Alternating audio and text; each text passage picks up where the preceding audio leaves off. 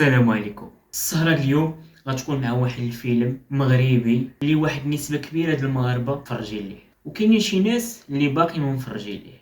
كنظن حيتاش ما بغاوش يعطيو الافلام المغربيه واحد لا شونس. الناس اللي ما تفرجوش اولا الناس اللي باغيين يعاودوا يحيوا الشعور يتفرجوا معايا لهذا الملخص. البرتقال المر فيلم درامي من اخراج بشرى ايجورك، خرج في 2007. المده ديالو 90 دقيقة، والبطلة ديال الفيلم هي الممثلة الرائعة هدى الريحاني. هذا الفيلم بالنسبة لهدى الريحاني هو أعظم إنجاز داز في المسيرة الاحترافية ديالها. ولكن قبل ما نبداو في الملخص ديالنا خصكم تعرفوا بلي أحداث الفيلم واخدينها من قصة حقيقية. فاطمة القنيطرية، الشابة اللي كانت ديما كتوقف حدا البلايك الطوبيس او المحطات كحكم قيمة، كاع الناس اللي كانوا كيشوفوها كانوا كيقولوا غير حمقى. ولكن شنو هو السبب اللي خلى هاد البنت تحماق؟ فاطمة كانت بحال كاع الناس عادية في التصرفات ديالها. تعرفات على واحد الشاب وكونوا واحد العلاقة او لا صداقة، ولكن المشكل كاين في العقل ديال فاطمة. عقلها اللي كان كيخليها توهم بانه تقدر تكون واحد العلاقه بينها وبين ديك الشخص، وعقلها اللي خلاها تشيق داك الوهم اللي كانت عايشه. من بعد مده ديال الصداقه العاديه، داك الدري مشى لاوروبا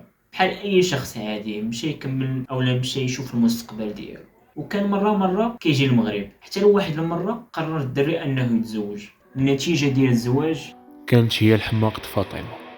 ودابا خلينا نشوفوا الملخص والاحداث اللي دارت في الفيلم ديال البرتقال الموضوع. كيبدا الفيلم ديالنا مع السعديه اللي كانت غادا عند صاحبتها باش يرصيو يخرجوا في العشيه. من بعد ما قرروا يخرجوا دازوا من حدا واحد الفيلا فيها الشجر ديال الرنج، وهي طلع السعديه باش تحيد شي حبات. شافهم واحد البوليسي وجا كيغوت عليهم وقال لهم كتسرقوا غله ديال الناس ماشي حشومه، زيد هبطوا تما وزيدون هاد اللي موراه مر ما كيتكالش. ها؟ واخا مر كنطيبوه وكنزيدو عليه السكر كيولي حلو. خساره ما عندكش هادشي هو اللي كطيب.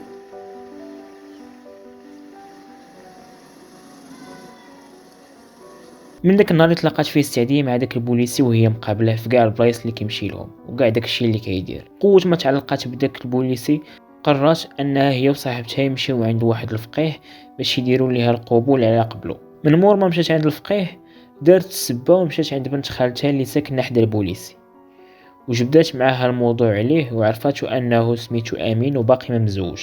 ثم قررت انه تكتب له واحد البرا كتعبر ليه فيها على الاعجاب ديالها زائد صورتها والعنوان ديالها باش الا كان ناوي المعقول يقصد الدار. من بعد ما صيفطات البرا شافتها الام ديال امين وخباتها، ولكن بحكم انها كتنسى نسات ما عطاتهالوش. في داك الفتره امين تعرف على واحد البنت وقرر انه يتزوج بها. حتى لو واحد النهار كانت عواطف صاحب السعديه كتسقي وهي تسمع النقافه كتقول بلي امين نهار الحد غادي يمشي يخطب العروسه ديالو. غير سمعتها خلات كلشي موراها ومشات كتجري عند السعديه باش تقولها لها. السعديه فاش سمعت الخبر كان كيصحاب ليها بلي امين قرا البريه اللي صيفطات له، وطارت بالفرحه لدرجه انه وجدات كلشي على قبل الخطبه وبدات كتحلم وبدات كتعيش الدور.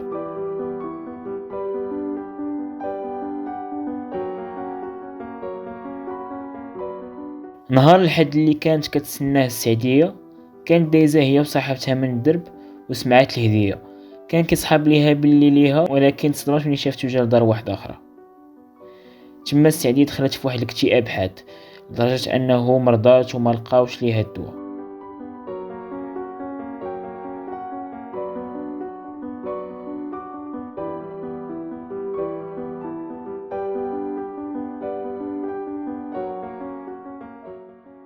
من بعد ما دازو عوام وسنين على الواقعة، واحد النهار جا تليفون الامين باش يعاين واحد لاكسيدون، وعرف بانه اللي دارت الحادثه هي واحد المراه حمقى. فاش مشى للبلاصه اللي وقعت فيها لاكسيدون قلبها ولقى في جيبها واحد الوراق ولقى فيهم تصويرتها، وعرف باللي هذه هي داك البنت اللي تلاقاها حدا الشجره ديال الرنج، وبقى كيتحسر عليها. ولكن هو ما عرفش بلا هو واحد من الاسباب ديال الحاله اللي وصلت ليها. ومع الاسف كانت هذه هي النهايه الحزينه ديال السعديه.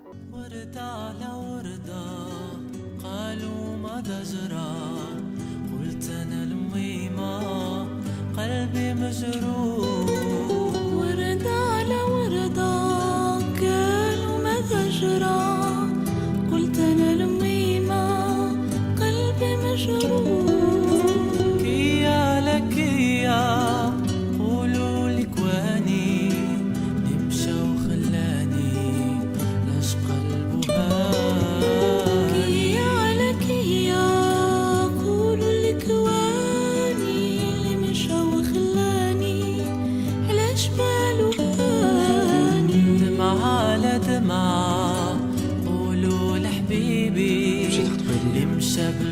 نرجع هذه هي الدنيا على دمعة قولوا لحبيبي اللي مشى بلا رجعة هذه هي الدنيا.